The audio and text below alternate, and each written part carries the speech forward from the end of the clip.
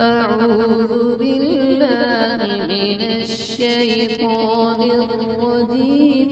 بسم الله الرحمن الرحيم. قل يا أيها الكافرون لا أعبد ما تعبدون ولا